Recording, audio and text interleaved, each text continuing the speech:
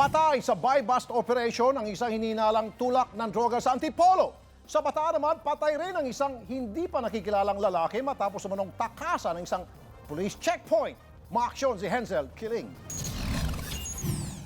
Sa madilim at madamong lugar ng Sitio Hacienda ng Barangay Santa Cruz, Antipolo, napatay sa buy-bust operation na isinagawa ng Antipolo Police at Provincial Intelligence Branch ng Rizal ang isang lalaki na kinilala lamang sa alias Jojo. Pasado alas 12 ng madaling araw kanina, bumili umano ng 300 pisong halaga ng shabu ang isang police asset. Nanlaban daw si alias Jojo nang matunugan na nakorner na siya ng mga otoridad.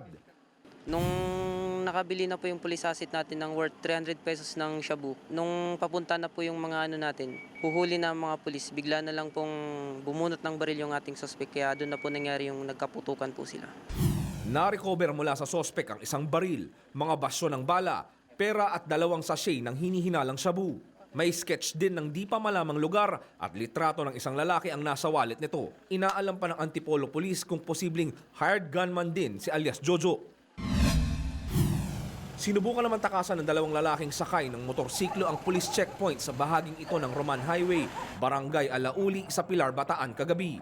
Ang resulta, patay ang angkas nito matapos mahulog sa motorsiklo habang nakikipagbarilan sa mga pulis. Tuluyang namang nakatakas ang mga kasama nito. Isang bloke ng marijuana ang nakuha mula sa bulsa ng hindi pa nakikilalang sospek. Na-recover din ang ginamit niyang baril. Hinala ng mga otoridad, nakatakdang i-deliver ng 2 ang mga dahon ng marijuana.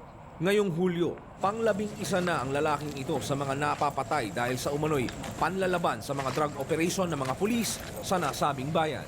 Maaksyon, Hensel Kiling, News 5.